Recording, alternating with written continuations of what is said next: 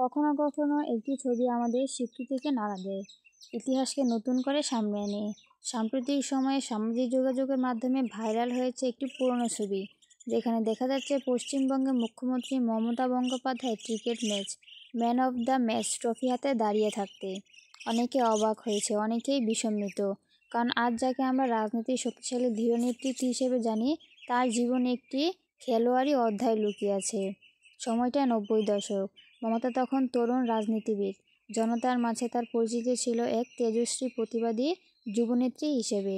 তিনি তখনও মুখ্যমন্ত্রী নন, তিনি তখন ছিলেন সংসদ। রাজনৈতিক কর্মসূচি, আন্দোলনে, রাস্তায় মিছিল, সবকিছুতেই তার উপস্থিতি ছিল জ্বলন্ত আগুনের মতো। কিন্তু সেই একই সময়ে তিনি অংশ নিয়েছিলেন সংসদের একটি ফ্রেন্ডলি ক্রিকেট ম্যাচে। রাজনীতি তখনও এতটা কঠোর ও বিরাজমানের মধ্যে বন্দী হয়নি। মাঠে সবাই ছিলেন একসাথে, খেলার উচ্ছ্বাসে, প্রতিযোগিতা, আনন্দে। এই ম্যাচে মমতা বন্দ্যোপাধ্যায় অসাধারণ পারফরম্যান্স করেছে এবং ম্যাচ শেষে তাকে নির্বাচিত করা হয় ম্যান অফ দ্য ম্যাচ। খেলাধুলায় মমতা বন্দ্যোপাধ্যায়ের জীবনে নতুন কিছু ছিল না। তার পরিবার বেড়ে ওঠা ছিল প্রচণ্ড সাধারণ সংগ্রামে ভরা, আর এই সংগ্রামের মধ্যেই তিনি শিখেছিলেন নিজেকে সবসময় সচল, সক্রিয় এবং শক্তিশালী রাখতে হবে। এই কারণে তিনি ছোটবেলা থেকেই খেলাধুলা, দৌড় এবং ব্যায়ামের নিয়মিত ছিলেন।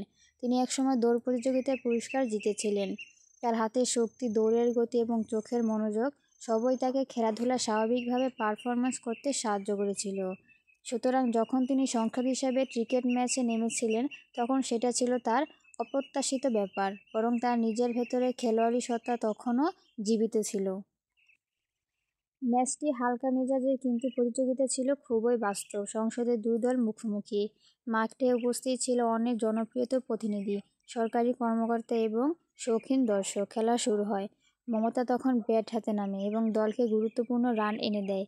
তখনকার সংসদ সূত্র বলেছেন, তিনি শুধু ব্যাটিংই নন, ফিল্ডিংসও চমৎকার পারফরম্যান্স দেখিয়েছিলেন। খেলা শেষে তাকে নিয়ে আসে দল ট্রফি সংগ্রহ করতে, আর সেই মুহূর্তে ক্যামেরাবন্দি হয়। আজ সেই ছবি সবার আড়ালে এলেও আমাদের মনে করিয়ে দেয়, লিডাররা জন্মায় অভিজ্ঞতার ধারাবাহিকতায়। কোনো একদিকে তৈরি হয় না নেতৃত্ব।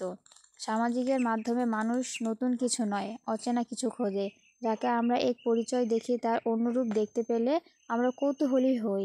আজকের নতুন প্রজন্মে মমতা বন্দ্যোপাধ্যায়কে দেখে নেতা হিসেবে, বক্তা হিসেবে, সিদ্ধান্ত গ্রহণকারী প্রশাসনিক প্রধান হিসেবে। কিন্তু এই ছবি দেখাচ্ছে তিনি শুধু মাইক্রোফোনের সামনে দাঁড়ানো নেতা নন, তিনি ছিলেন মাঠের খেলোয়াড়ও। ভাইরাল ছবিটি হওয়ার অন্যতম কারণ হলো মানুষ ভালোবাসে মানবিক গল্প, যেখানে নেতৃত্বের পিছনে থাকে ব্যক্তিগত পরিশ্রম, অভিজ্ঞতা এবং আত্মবিশ্বাস। ছবি ভাইরাল হওয়ার পর সামাজিক মাধ্যমে প্রক্রিয়াটি ছিল বিস্তৃত। কেউ লিখেছেন, লিডার মানে শুধু স্লোগান নয়, মাঠেও নেতৃত্ব। আরেকজন লিখেছেন, যে খেলাধুলা জানে সে দল চালাতেও জানে, ব্যালেন্স বোঝে। আবার কেউ মজার ছলে বলেছেন, তাহলে বুঝি দিদি ভাই বোলিং দেখলে ব্যাপারটা কাঁপত। এই প্রক্রিয়াটি শুধু হাস্যকর নয়, এর মধ্যে আছে নেতৃত্বের অনুভব দেখানোর চেতনা। এই গল্প আমাদের কিছু শিক্ষা দেয়। একজন মানুষ জীবনে বহু পরিচয় থাকতে পারে। নেতৃত্ব জন্মায় অভিজ্ঞতা, শৃঙ্খলা এবং মনোবল থেকে। খেলাধুলার চরিত্র গঠন গুরুত্বপূর্ণ ভূমিকা রাখে।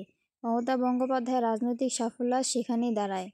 তার শুরুটা হয়েছিল সংগ্রাম, মাঠ এবং সরল জীবনের প্রতিভা থেকে। এই ছবি সেই ইতিহাসই স্মরণ করিয়ে দেয়।